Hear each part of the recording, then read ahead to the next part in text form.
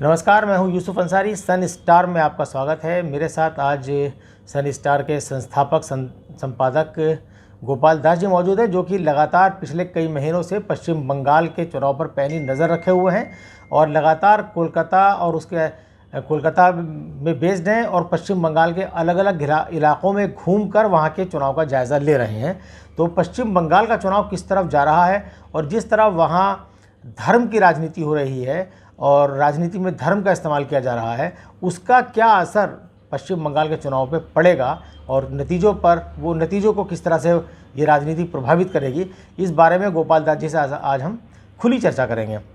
गोपाल दास जी, ये बताइए कि जो पश्चिम बंगाल यहाँ से हम देख पा रहे हैं दिल्ली से बैठ करके, उसमें लगता है कि साहब धर्म की राजनीति कुछ ज़्यादा हावी हो गई है।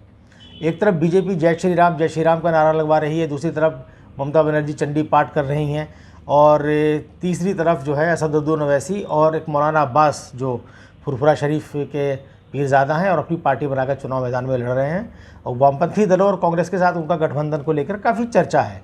तो इस सब धर्म के घालमेल का पश्चिम बंगाल के चुनाव पर आप क्या असर देखते हैं, क्या महसूस आपने किया?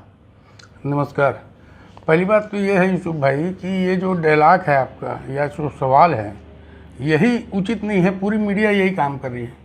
जब हमको मुद्दे यदि सही देने हैं तो मीडिया ही ये मुद्दे उठा रही है, ये जबकि मुद्दा है नहीं। आप भी मानते हो, सब लोग मानते हैं कि ये सब मुद्दे चुनाव में होना नहीं चाहिए, लेकिन सारे चैनल के पास कोई काम बचा नहीं है। वो सारे लोग यही काम कर रहे हैं कि किस मुद्दे पे बात हो रही है। आप खुद ये मुद्दा नहीं दे पा रहे हैं। मीडिया का काम है कि उस मुद्दे पे बात करें जो महंगाई बढ़ी है, जो डीजल पेट्रोल का रेट है, जो बेरोजगारी बढ़ी हुई है, जो सारे एसेट बेचे जा रहे हैं, सरकारी उपक्रम, इसके बारे में बात करें। जो जीडीपी डाउन हो गई। गोपाल जी, मैंने आपसे यही पूछा कि यहाँ से देखने पे ऐसा लगता है कि साहब पश्चिम बंगाल में ये मुद्दा हावी है। आप पश्चिम बंगाल से आ रहे हैं, कलकत्ता के अलावा आपने बहुत सारे शहरों का वहाँ दौरा किया है, तो आप बताइए कि रियली मुद्दे वहाँ पर क्या हैं? ये तो मैंने पूछा आपसे। नहीं, रियली मुद्दा तो सिर्फ दीदी है वहाँ पे। दरअसल एक तरफ पूरी दीदी है। ये एक हिसाब से ये मान के चलिए कि एक समय आपको याद होगा या अपन किताब में पढ़े हों कि महारानी लक्ष्मीबाई के साथ जो हुआ था कि सारे लोगों ने, उनके ही लोगों ने, हिंदुस्तान के बहुत सारे लोगों ने, गद्दार लोगों ने अंग्रेज के साथ मिलकर उनको घेर के मारा था। लेकिन मेरे को नहीं लगता ममता दीदी को कोई मार पाएगा, ममता दीदी को कोई हरा पाएगा। और ममता दीदी एक हिसाब से जिन लोगों ने रानी लक्ष्मीबाई को नहीं देखा है तो उनके लिए वो महारानी लक्ष्मीबाई है। मुद्दे तो वही हैं जो दीदी ने इतने सारी स्कीम लॉन्च किए, इतने सारा काम किया है ना। उनके सारी योजनाएं जो है ज़मीन पे है और वो हर जगह गिना भी रही है। लेकिन जब टीवी चैनल ये क्वेश्चन ही करता है धर्म के बारे में, जय श्री राम से क्यों चिढ़ते हो, वो चिढ़ती कहाँ है? वो तो एक वाजिब सवाल उठाती है कि मुद्दा ये होना चाहिए, तो उसको आप चिढ़ना बोल के बार बार ये बातें लगा रहे हैं। ये टीवी चैनल काम है। इसके भाई मुद्दे तो टीवी चैनल के पास होना चाहिए, पत्रकार के पास होना चाहिए। सवाल तो पत्रकार करेगा ना। अब सवाल ही पत्रकार जब नहीं कर रहा है, सवाल ही यही पूछ रहा है कि आप जय श्री राम से क्यों चिढ़ते हो या आप चंडी पाठ क्यों कर रहे हो, आप है ना। तो ये पब्लिक तो जो देखती है। मैंने आपसे ये सवाल नहीं पूछा, मैंने सवाल ये पूछा है कि जिस तरह धर्म की राजनीति को वहाँ पर हवा दी जा रही है, बीजेपी ने जय श्री राम के मुद्दे उठाए, नारे लगवाए, जवाब में ममता बनर्जी को चंडी पाठ करना पड़ा, अपने आप को हिंदू साबित करने के लिए ब्राह्मण की बेटी बताना पड़ा। तो इससे पश्चिम बंगाल का चुनाव किस तरह प्रभावित हो रहा है या नहीं हो रहा है? यूसुफ भाई, प्रभावित तो बिल्कुल नहीं हो रहा है, बल्कि उल्टा हो रहा है। मैं आपसे वही चीज़ बताने जा रहा हूँ। क्या जो काली मंदिर के पास में ममता दीदी का घर है, वो वहीं रहती है, वो टहलते टहलते वहाँ सब्जी भी खरीदने चल देती है, वहाँ से वो मंदिर जाती है रोज। तब तो आप दिखाने नहीं गए थे टीवी चैनल वाले। यही काम राहुल गांधी के साथ हुआ कि वो मंदिर न जाए। या तो आप वो ये बोलना चाहते हो कि सिर्फ जो विपक्ष के नेता हैं वो मंदिर न जाएं और सिर्फ मुसलमान के मस्जिद में जाए, वहाँ दरगाह में जाए, ताकि उनके ऊपर आप ये ब्लेम लगा सको कि मुस्लिम पुरुष हैं। जब ठीक, मैं आपकी बात समझ गया। आपने बात कही, ये बीजेपी लगातार करती आ रही है। उन्हें लगता है कि साहब हमारा मंदिरों पे, देवी देवताओं पर हमारा एकाधिकार है और उसका जवाब बीजेपी को दूसरे दलों के नेताओं ने दिया भी है। पश्चिम बंगाल के चुनाव की हम बात करते हैं। 10 साल से वहाँ पर ममता बनर्जी का शासन है, उनकी पार्टी वहाँ पर सत्तारूढ़ है और एक एंटी इनकम्बेंसी फैक्टर होता है जो कि 10 साल के बाद दिखने लगता है। तो आप वहाँ लगातार चुनाव में बने हुए हैं, तो क्या आपको लगता है कि साहब एंटी इनकम्बेंसी फैक्टर, जिस तरह से वहाँ बीजेपी ने मुहिम चलाई है कि भाई हम इस बार ममता बनर्जी को उखाड़ फेंकेंगे, और उसके लिए वो सारे हथकंडे जो राजनीतिक होते हैं वो अपना रही है, साम दाम दंड भेद, तो क्या आपको लगता है कि साहब ममता बनर्जी के खिलाफ एंटी इनकम्बेंसी फैक्टर काम कर रहा है? देखिए, वो हर किसी के साथ होता है, कोई 100% लोगों को संतुष्ट नहीं कर सकता राजनीति में। जो भी शासन में रहेगा 5 साल, उसके खिलाफ ये एंटी इनकम्बेंसी होती है, इसमें कोई दो राय नहीं है। लेकिन उसके रीज़न ये है कि जो छोटी सी बात है उसको मीडिया चैनल ने बड़ा किया है। अब आप बताओ, उन्हीं मीडिया चैनल वाले से वहाँ पूछ के देखिए ना, आज भी पुलिस वाला 10 रुपये ले लेता है। दिल्ली में 10 रुपये दे के बताओ पुलिस वाले को, आप लाल कर देगा पिछवाड़ा, उसके बाद 6 महीने जेल भेज देगा आपको। 2000 से कम में तो मास्क के नीचे में बात नहीं कर रहे हैं। वहाँ 2000 रुपये मांग के बता दो आप बंगाल में मास्क, बंगाली का किसी का, पूरे शहर में आंदोलन हो जाएगा। ये बंगाल के लोग नहीं समझ पाए हैं, क्योंकि जो टीवी चैनल दिखा रहा है वही लोग देखते हैं। उनको नहीं मालूम कि बंगाल में सबसे कम भ्रष्टाचार है। देश का भ्रष्टाचार एक हिसाब से है ही नहीं।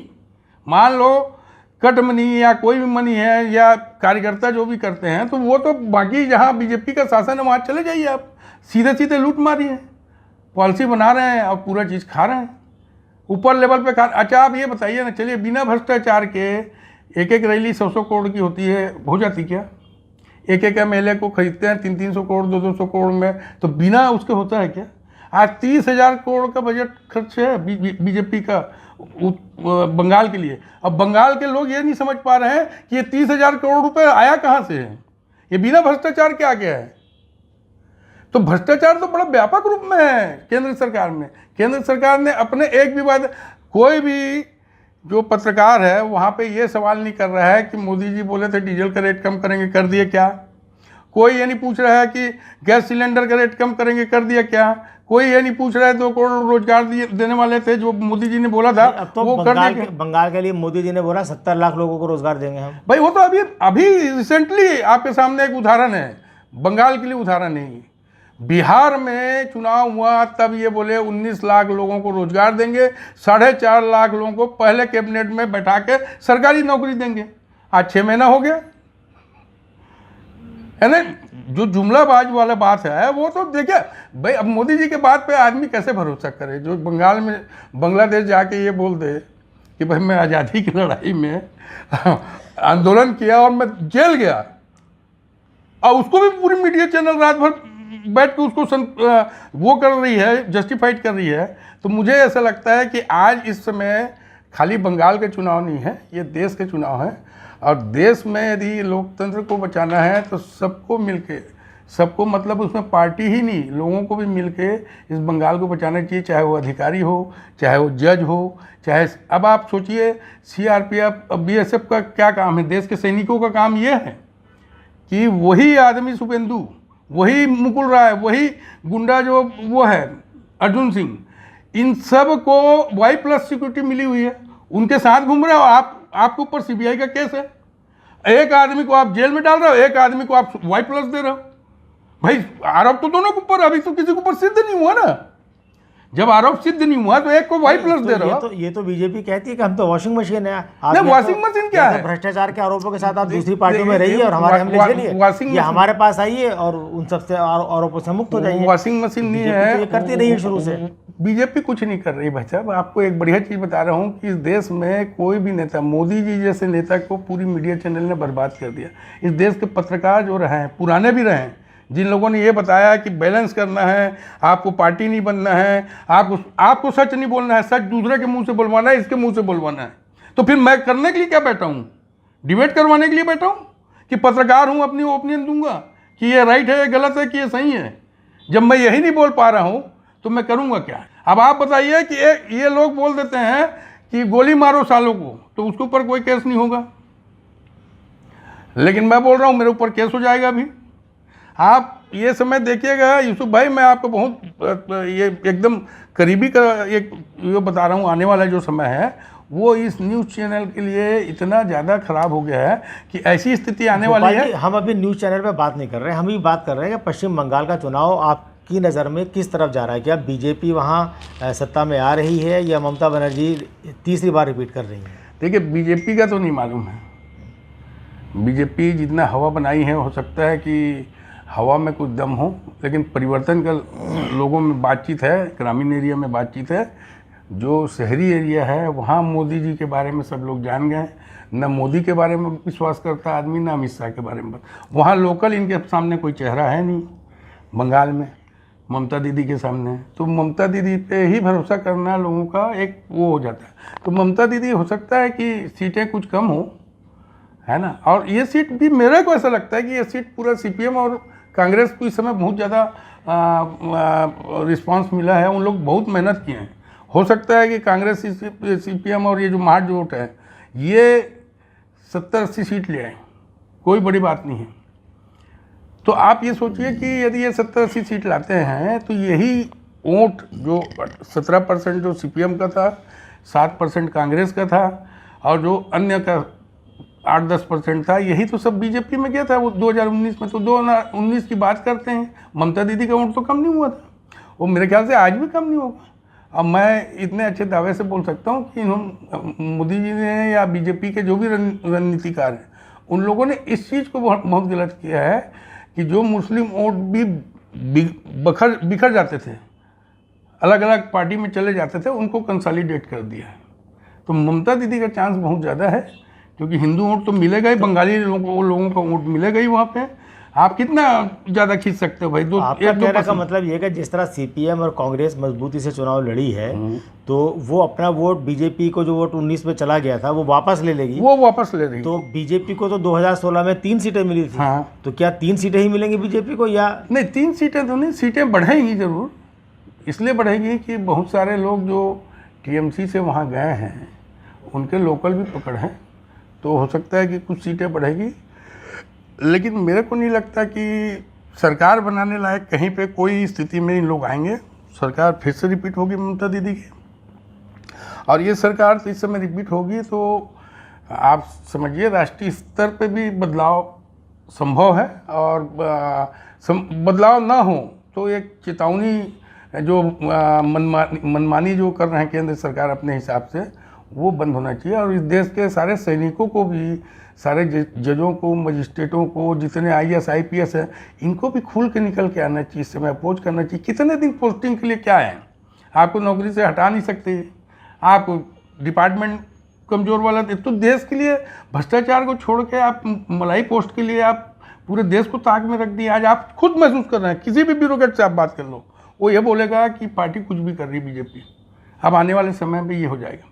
अब मुझे अच्छे से मालूम है, मेरे पास तो एक ऑपरेशन भी है जिसमें बीजेपी का बहुत बड़ा नेता ये बोल रहा है कि इन लोग को तो मालूम भी नहीं है कि प्लानिंग क्या है बीजेपी की।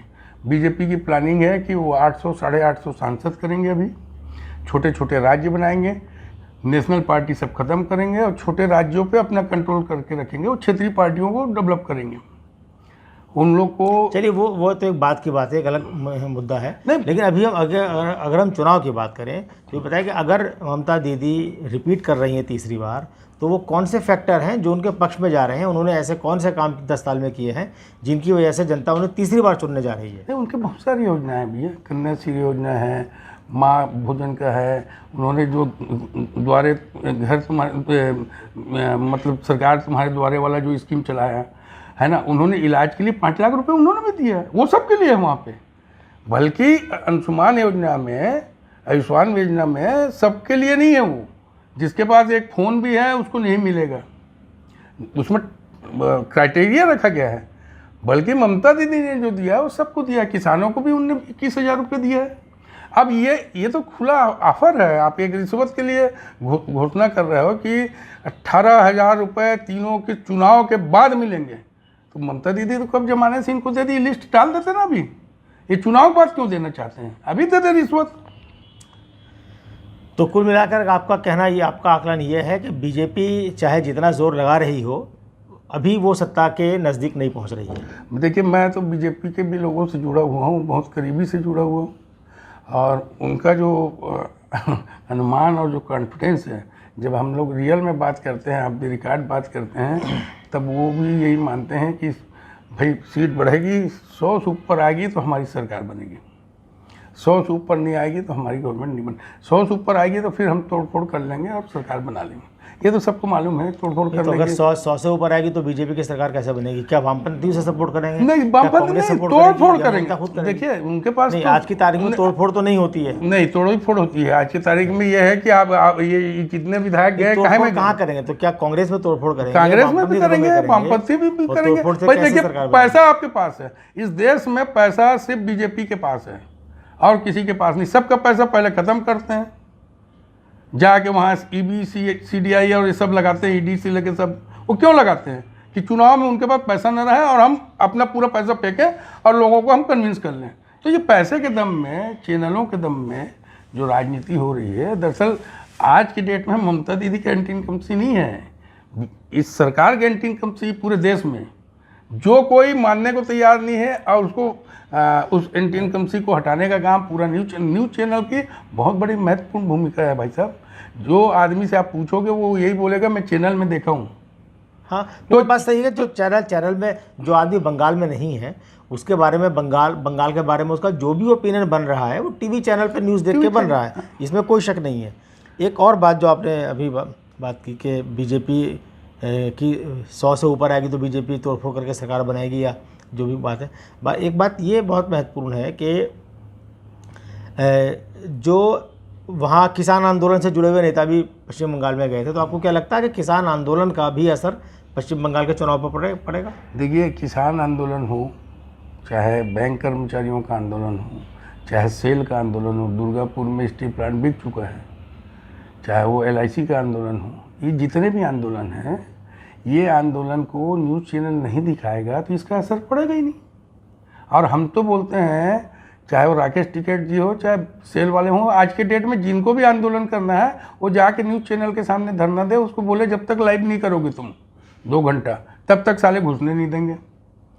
इसमें प्रधानमंत्री क्या गलती बताओ ना? प्रधानमंत्री मोदी जी को अपन बोले भ्रष्टाचारी है या उन्होंने वादा पूरा नहीं किया, तो उनके वादा पूरा कौन कराएगा? उसका सही काम तो करने वाला मीडिया है।